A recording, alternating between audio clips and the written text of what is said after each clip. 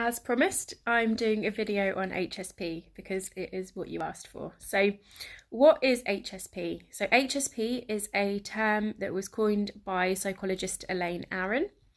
And in real basic terms, it means that we have more sensory processing receptors in our brain.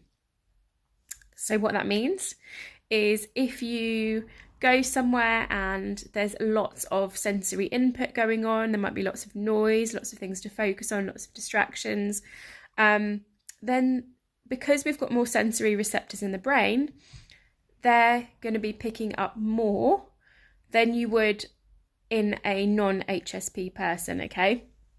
Now, I do believe there is some crossover from HSP into autism, in particular female autism. And what I want to say is the label doesn't matter. I've done my other video on labels. Cole is trying to join in on the video. The label doesn't matter, but it might be useful just to know that you might be a little bit more sensitive.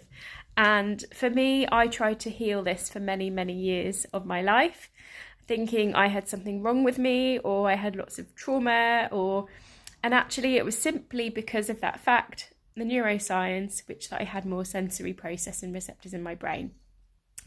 Now, this is where positive psychology and energy work can come in really well to help us if we are HSP, because these sensory receptors can get very easily overwhelmed and then trigger the amygdala, the fight or flight center. So if we've got amazing positive psychology habits in our day, like meditating in the morning, gratitudes, journaling, acts of kindness, laughter, what we can do to build these positive emotions, then we are building resilience. So if we go somewhere and we get overwhelmed, we might get overwhelmed, we can come back, we can clear that energy, we can move on with our lives, move on with our work,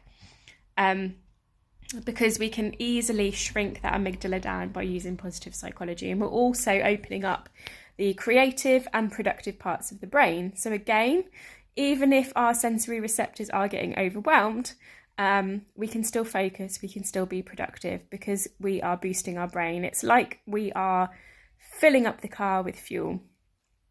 So any questions about HSP, let me know. And I can also share, if you go to Elaine Aron's website, you can also take the HSP test if you are interested in knowing more. But the basic thing is, it just means that we're more sensitive, so we may need more recharge time, more alone time. But if you'd like me to do more content on this, just let me know.